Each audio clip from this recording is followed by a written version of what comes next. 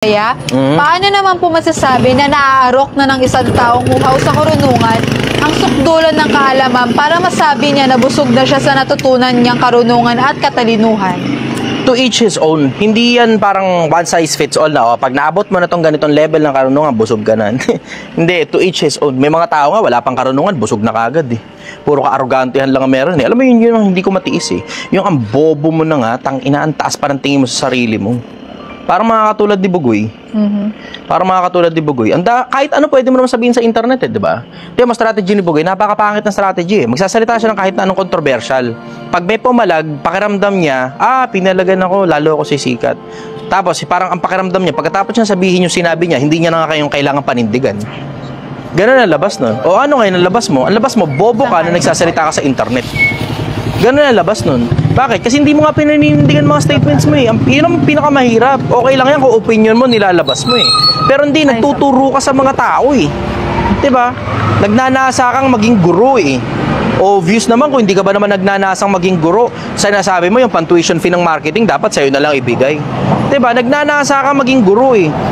Kung nagnanasa ka maging guro, dapat yung mga tinuturo mo sa mga tao, subok, hindi naisip mo lang bigla, tapos nilabas mo na kagad.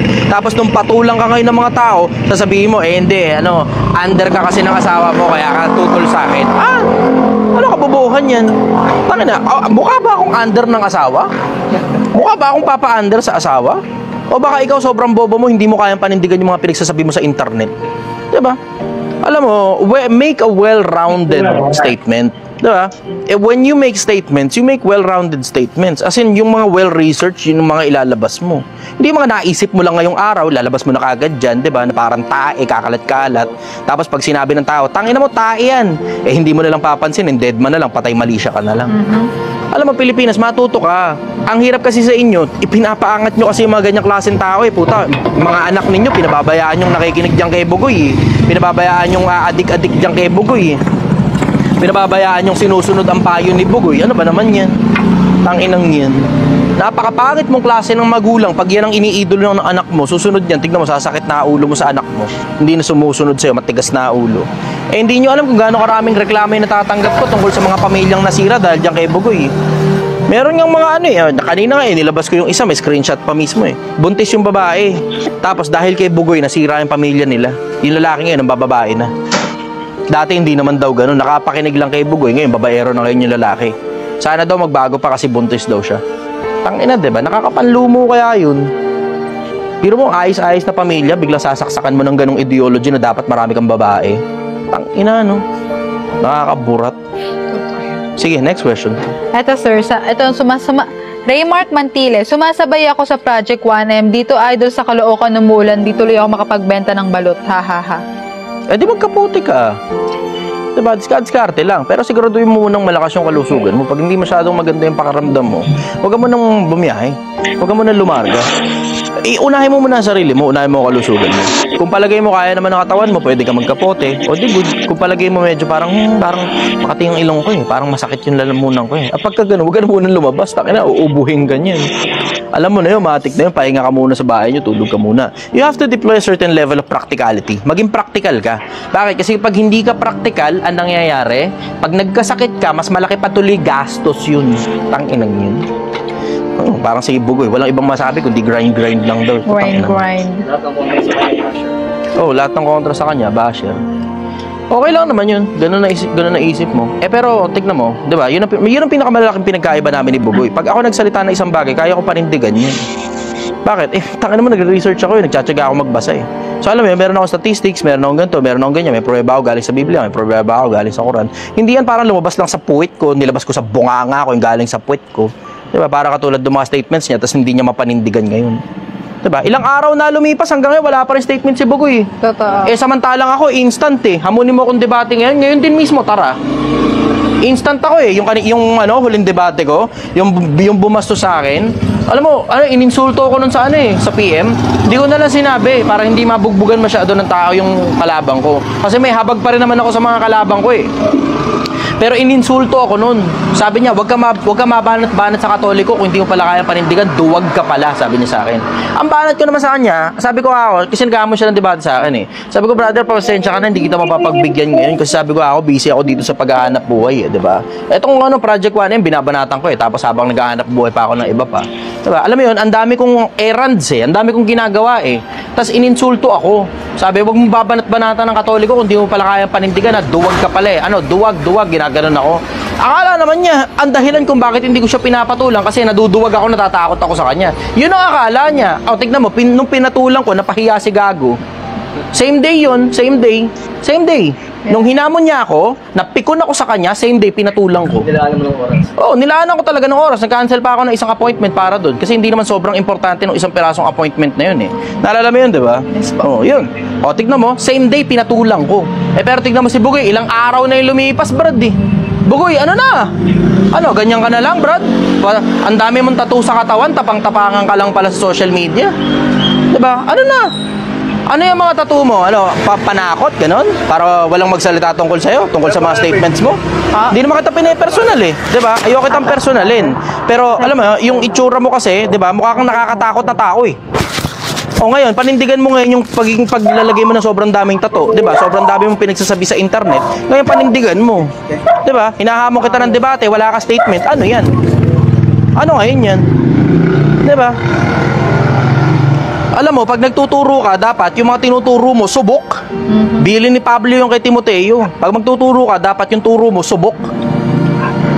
Tignan mo, puta, magtuturo ka na kung ano sa internet, di ba? Kung ano kalokohan yung pinagtuturo mo sa internet na wala sinabi ang Diyos kamo na bawal magparami ng asawa. Putang ina mo, ngayon, inahanap ko ngayon sa'yo, asan ngayon yung sinasabi mo na ganun? Asan yun? Ba't ayaw mo pumalag? Ba't ayaw mo lumitaw? Ba't ayaw mo mag-comment? Lumitaw ka, Brad. Patunayan mo yung pinagsasabi mo. Diba? Patunayan mo yung pinagsasabi mo, Bugoy. Hindi yan, dahil mong pinagsasabing statement sa internet, alam mo naman sa sarili mong kalokohan, tapos pag hinihingi sa'yo na patunayan, deadma ka lang. Sabihin mo, mataas sa social value mo, mataas sa level mo. Puta, pumatol ka nga sa sa interview kay Franklin Muñaño eh. Diba?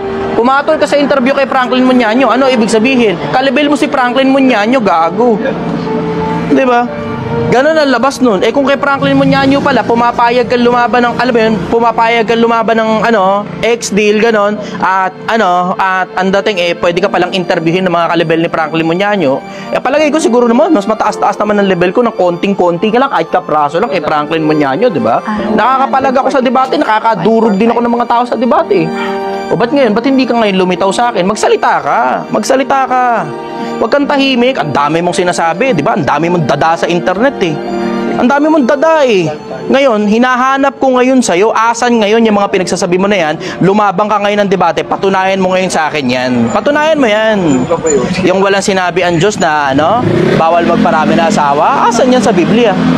Asan yan? Asan yan sa Quran? Asan yan?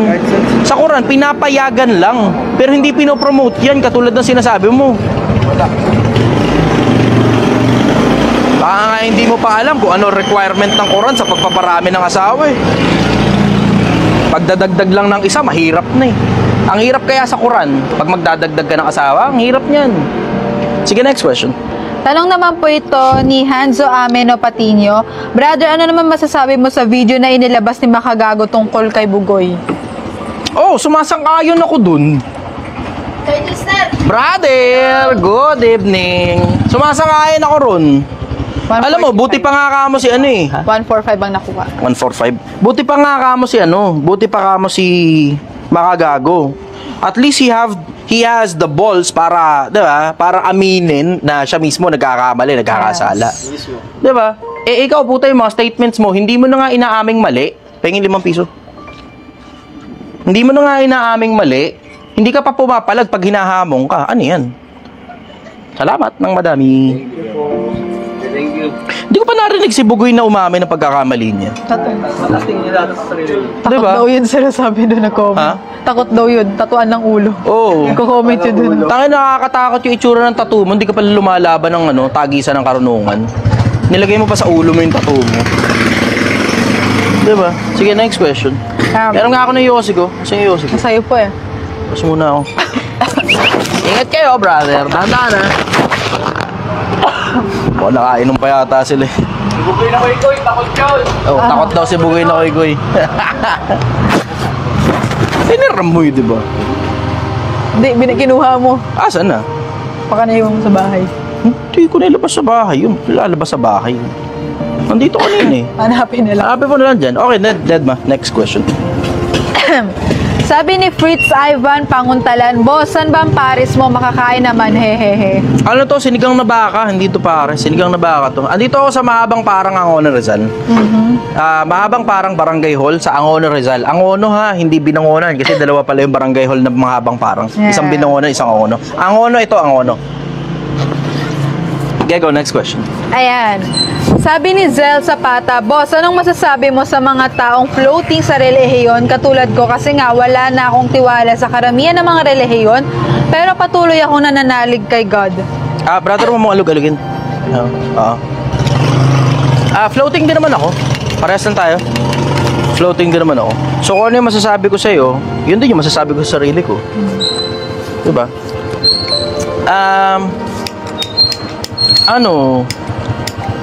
Hanap ka. Kasi ako naghahanap eh. Nakakita naman ako palagay ko. Pero maaaring mali rin ako.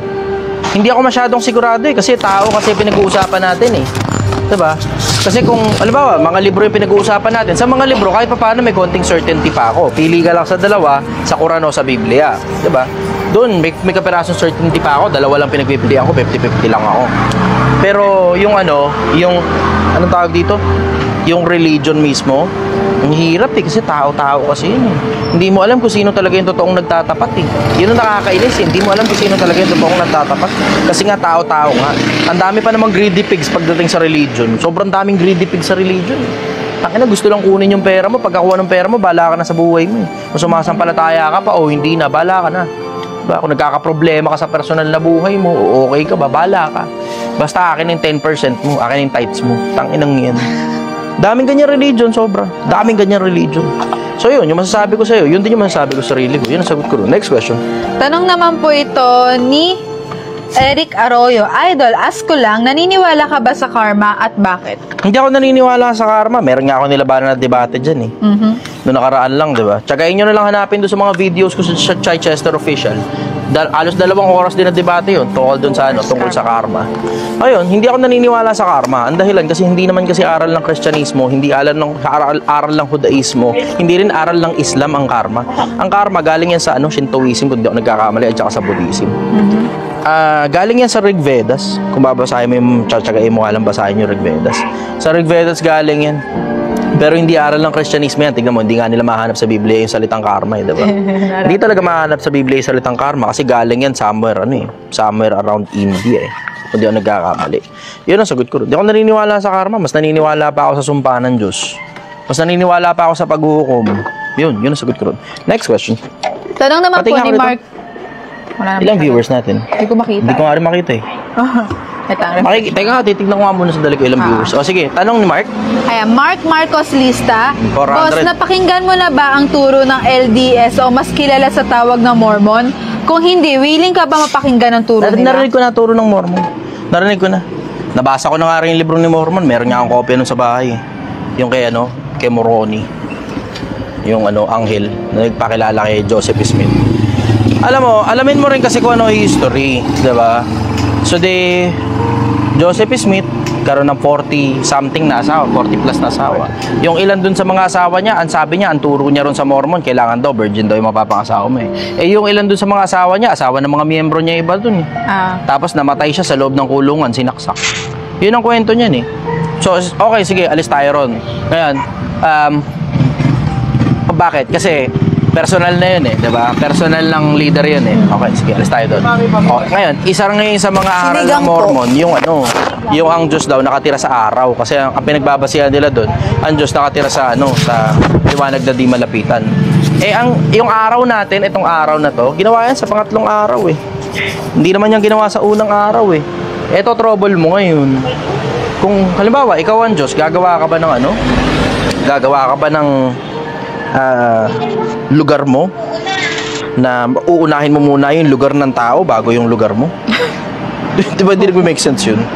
isa pang hindi rin nagme-make sense, yung nakasulat din sa libro ng Mormon na yung itim daw, pag maitim ang balat mo, sumpa sa'yo yan. So alam mo na, Gail, ha, sumpa sa'yo yung balat mo, sabi Uy, ng hindi, ah. sabi ng libro ng Mormon. Grabe kayo.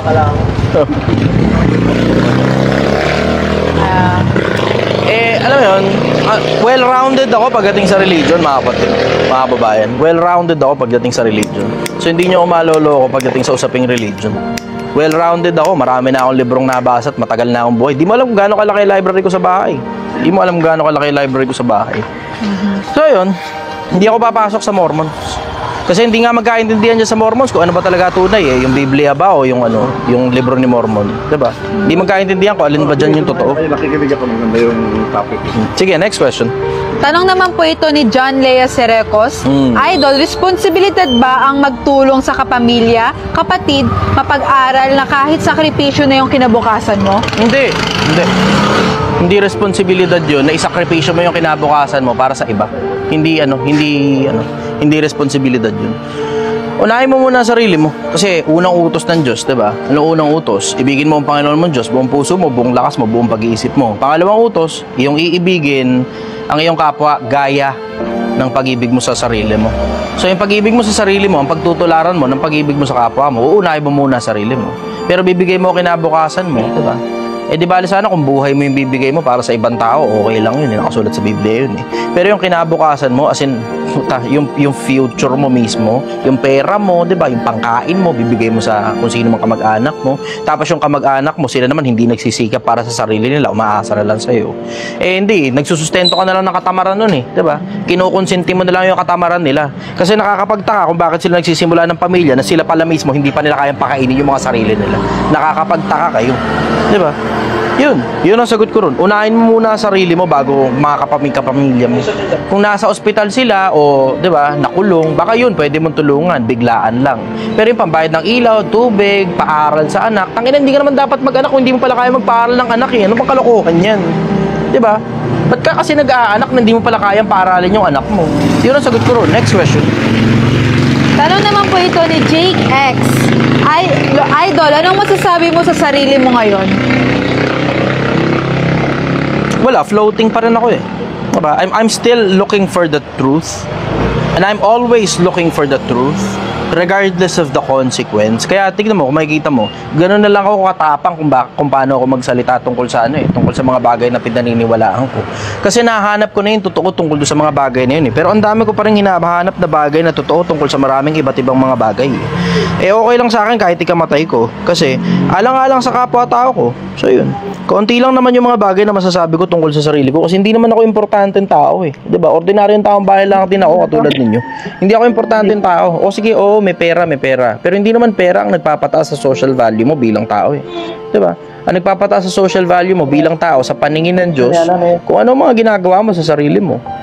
Wala siraulo pa rin ako hanggang ngayon eh, 'di ba? Gumagawa ako ng paraan para baka sakaling maging mabuting tao ako.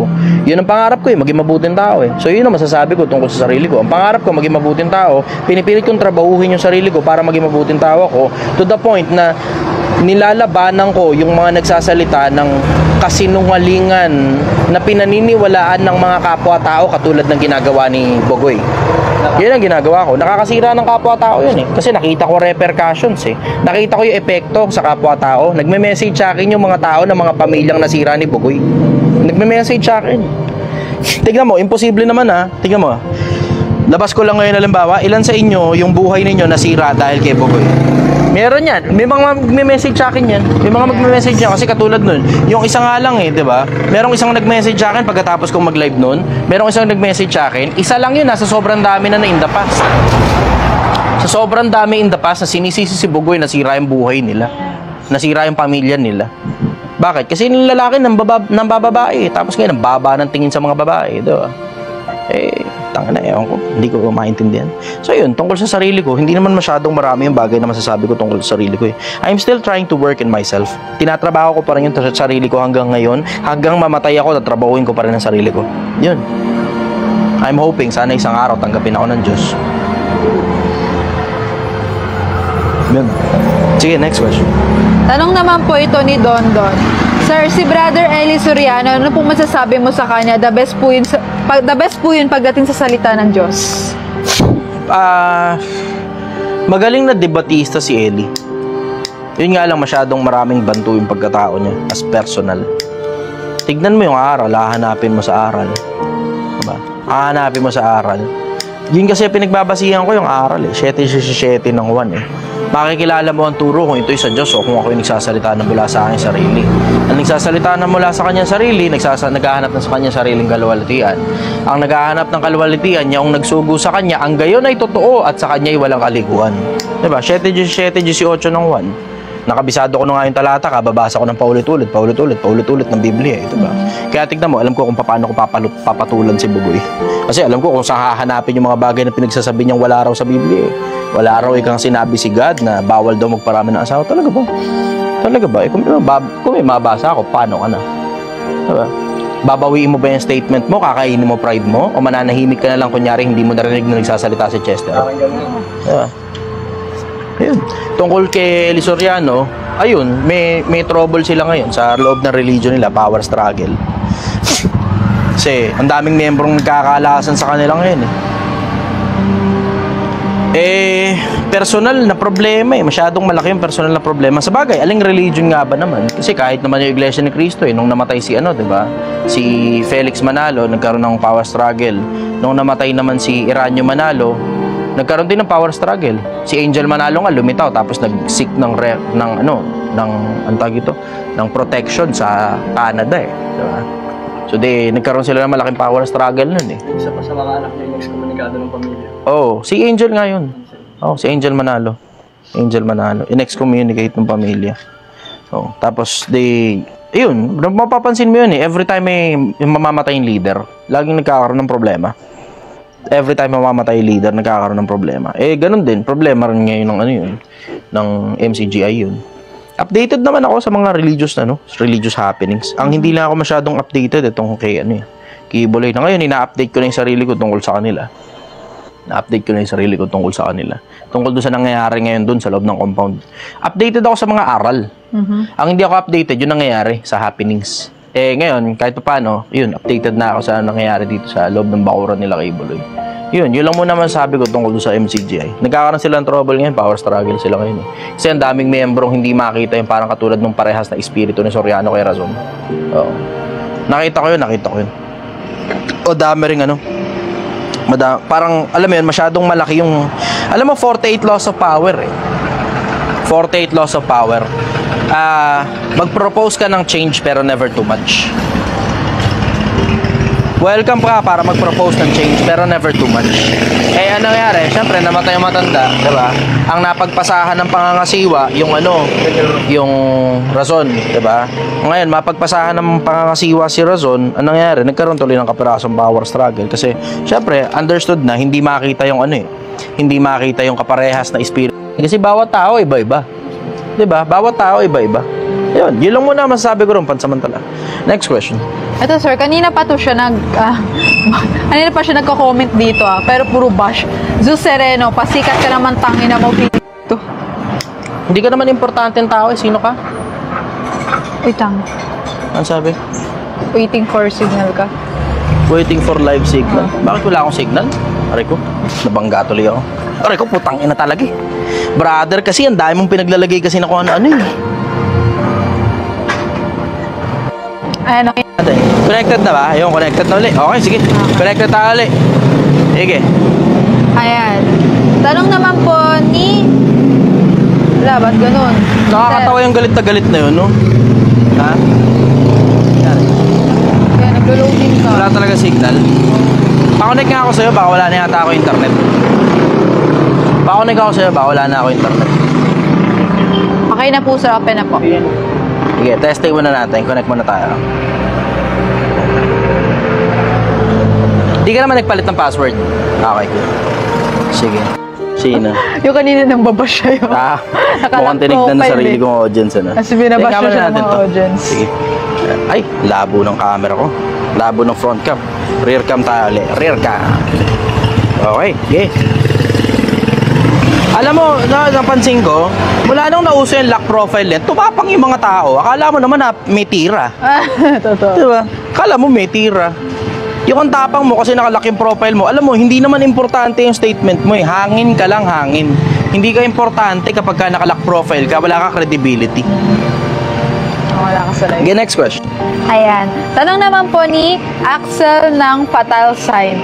Idol coach, ano pong masasabi mo sa sinabi ni Bugoy na Koykoy na 5 minutes lang dapat hawakan ng anak na dapat focus sa puro hustle daw? 6 minutes. 6 minutes. 6 sa 5 minutes kasi kami. Alam mo, based sa psychology, sa statistics, mas magaganda yung mga anak na pinalaki ng tatay. Mas matitibay. 6 minutes mo lang hawakan yung anak mo, matututunan ng anak mo galing sa'yo. At totoo ba yan? Pag nagkaroon ka na talaga ng anak, totoo ba yan? Diba? Gano'n ka totoo yan? Baka pag nakita mo yung anak mo, magbago pa na naman sa 6 minutes mo. Diba? Pampastig lang. Pampaastig lang yun. Pampakorny lang yun. Pampaviral lang yun. Pampaviral. Pagkaro ikaw siya daw, ikaw nagtitimpla ng gatas ng anak niya, hindi daw ikaw, failure daw ikaw yung nanay. Pa naman. Tangin na. Mga ganyan klase na kabubuhan. Hindi ko na-consider. Wala ko consider na, paano kung may kasawa mo? Failure. Kasakala ka ng anak mo. Kaya may nagtitimpla ng gatas na anak mo. Alam mo, Bugoy, ako sa'yo, maigi pa, mag-rap ka na lang. Huwag ka na mag-podcast. Totoo yan. Mas entertaining ka pa sa rap eh. Nung nasa rap industry ka, mas entertaining ka pa eh. Kaysa nagsimula ka mag-podcast, lahat ng kabobohan ng ulo mo, nilabas mo sa social media. Diba? Tanginang yan. Pa 2525 ka pa ron sa mga nagjo-join sa'yo. Yun na mismo yung hanap buhay mo. Tanginang yan. Blood money yun eh. Crying money kung tawagin ni Crying money kung tawagin ni mga gago. Iiling na lang ako sa'yo, Brad eh. Iling na lang ako sa'yo. Pero hinahamon kita, lumabas ka, panindigan mo yung mga pinagsasabi mo. Nagtuturo ka ng mga bagay na inimbento mo lang tapos di mo kayang panindigan. Mag-iimbento ka na rin lang naman. Sana ginalingan mo na, Brad. Takina, di ba? Mag-iimbento ka na rin lang naman. Ito, sober-headed ito. Wala naman akong galit sa'yo, hindi mo tayo magkakilala personal. Diba? Pero nakikita ko kasi epekto mo sa mga pamilya at sa mga kapwa-tao ko. Nakikita ko yung epekto mo eh. So, level-headed, ito, diba? Kung magtuturo ka, you make sure, subok yung mga tinuturo mo. Hindi yung kapag ka hiningan sa'yo na panindigan yung mga pinagtuturo mo, hindi ka sumasagot. Kasi pag ako, hinahamon mo ng debate tungkol sa mga bagay na sinabi ko, alin lang naman sa dalawa yan eh. Sasabihin ko lang, mali ako doon, nagkamali ako. Oo, lalabanan kita ng debate, ora mismo. Alin lang sa dalawa, mamimili ka lang sa dalawa. Pag ako sinabi mo, kinall out mo ako, halimbawa, tungkol sa kahit na anong bagay na sinabi ko, dalawa lang yan. Either lalabanan kita ng debate o sasabihin ko lang, mali ako. Diba? Ano lang yun?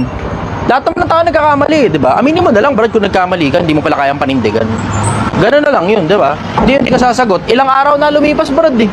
Ilang araw na lumipas. Ngayon, yung bagong post ko, viral na naman tungkol sa'yo, eh. Di ba? Sige, next question. Tanong naman po ito ni Ian Reds. Sir, paano po ba mapanatiling motivated sa goal ng hindi na-burnout? At paano mag-recognize ng opportunity or a trap kasi kadalasan ng pagkakamalan kung opportunity ang nakakabagal ng progreso ko? Ikaw, eto mas maganda. Ikaw na lang gumawa ng sarili mong opportunity. Mas madaling malaman yung opportunity pag ikaw mismo gumawa ng sarili mong opportunity kaysa humingi ka lang ng opportunity sa ibang tao. Tapos kinakain nila yung oras mo, kinakain nila yung pera mo, tapos it's a trap. Surprise, bitch! It's a prank! Diba? Ganon kadali yun. Mas maganda, ikaw na mismo yung gumawa ng sarili mong opportunity, huwag ka na umasa sa ibang mga tao. Ayan, tungkol naman doon sa sinabi mo, para hindi ka mababurnout, matuto ka kasing magpahinga. Diba? Hindi naman kasi ibig sabihin na hustle, grind, hustle, grind. Kailangan na burnout mo yung sarili mo. Matuto ka magpahinga kasi pag na-burnout ka, ikaw rin mismo babagal eh. Nakakabagal ang burnout. Tapos ang pinakamabigat na parte doon, yung matroma ka, kaka-hustle mo. Marami dyan. Tingnan mo, katulad yung mga nasa abroad. Pagkatapos sila sa Middle East, ayaw na nilang bumalik ng Middle East eh. Diba? Bakit? Nakakatroma yung haba ng oras ng trabaho eh. Hindi yung gulpi, bihira yung gulpi ron. Pero ang uso doon, yung haba ng oras ng trabaho, yung puyatan, yung paguran, tapos yung nakakatirimplasa ng pagkain na kabsa at saka biryani. Swerte ka kung masarap magluto si madam mo. Pero kung ang malas mo, ang sama ng lasa ng luto ni madam, tapos malansa pa, tangina wala ka ngayong choice kundi kainin yun. Diba? Ibig sabihin na, 2 taong kang traumatized sa ganun pagkain.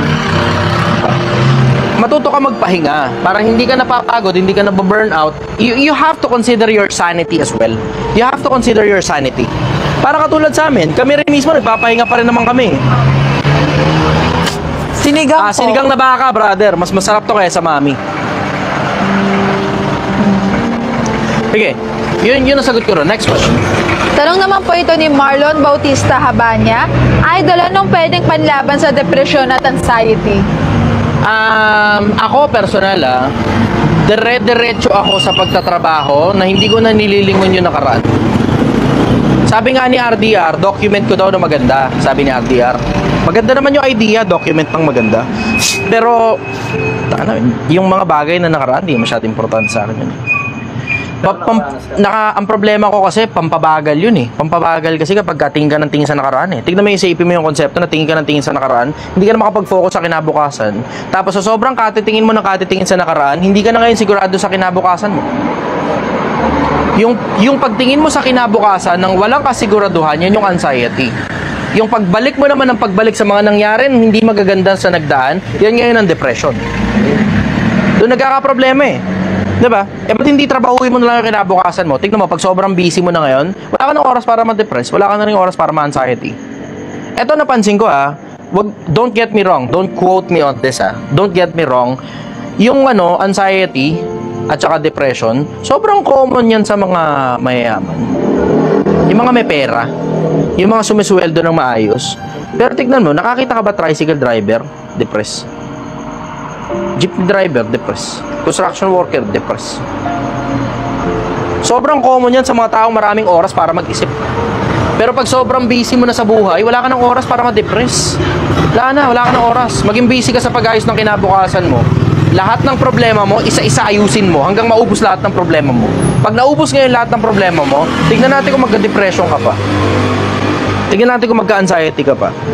Make your future so bright that you forget the darkness of the past. Dapat matingkad yung kinabukasan mo na hindi mo na makita halos yung dilim ng kahapon. Yun ang sikreto. Yun ang sikreto ko, personal. Sige, next question. Galing kay Laika Morales. Idol, tama na ibigay ba natin sa mga anak natin yung gusto nila o mas tama na ibigay sa kanila yung mga bagay na kailangan nila? Yung kailangan lang. Pwede ka magbigay ng konting gusto as a reward, as a form of reward. Pero bibigay mo yung gusto, bigay mo yung gusto, bigay mo yung gusto, bigay mo yung gusto. Masasanay yung mga yan. Tapos hinihingi na sa'yo na parang obligasyon mong ibigay yung gusto nila. Makakapag-build ka kasi ng mga klase ng mga tao na matitibay, matitikas pag hindi mo binibigay yung gusto nila. Pag pinababayaan mo silang kunin, trabahuhin yung gusto nila. Pero pag kumukuha ka ng mga tao, tapos ang gagawin mo, bibigay mo lang lahat ng gusto, pinagpapasasa mo lang sa kapritsyo yung bata. Lalaking entitled yan. Tapos hindi mo mapakinabangan kasi magiging basura ng lipunan yan. Gaano kadaling gumawa ng basura ng lipunan? Gumawa ka ng bata, bigay mo lahat ng gusto. Paglipas ng 18 years, basura ng lipunan na yan. Lahat ng gusto, bigay mo lahat. Candy, pagkain, masarap, pasyal, travel. Bigyan mo pa ng kotse, bigyan mo pa ng motor, bigyan mo big bike, bigyan mo sports car. Bigyan mo pang business, tapos pabagsak yan kasi walang malay sa business yan. Tapos bigyan mo uli ng pondo, pang business ulit, kunyari. Tapos bigyan mo pang palamyarda, bigyan mo pang date, bigyan mo pang pangkantot. Bigyan mo lahat ang gusto ng anak mo, bigay mo. Tingnan mo, yan ang pinakamabilis na paraan para gawin mo basura ng lipunan yung anak mo. Walang respetong nakukuha galing sa mga tao kasi akala niya lahat na lang ng bagay bibigay sa kanya ng mga tao. Akala niya ang taas ng importansya at halaga niya sa mundo, pero totoo, walang laman yung resume niya. Sige, next question. Tanong ni AJ Triles Moste, gusto mo ba talagang makaharap si Bugoy ni Koy Koy? Oo, kaya nga ang kulit ko, 'di ba? Ano ba naman tanong yan? Obvious naman, 'di ba? Level-headed naman ako eh. Oo, gusto ko talaga makaharap si Bugoy, makalaban siya ng debate. Hindi naman na importante sa akin kung manalo ko o hindi pero ipaghihiganti ko lahat ng pamilyang sinira niya. Sige, next question. Wala na masyadong question, sir. Puro I agree, tama. Godspeed, sir. Shoutout na lang po lang. Okay, sige. TikTok naman tayo. Lipat tayo sa TikTok. Magandang gabi sa inyo. Magandang umaga na pala. Magandang umaga sa inyo, Pilipinas. Mahal na mahal kita.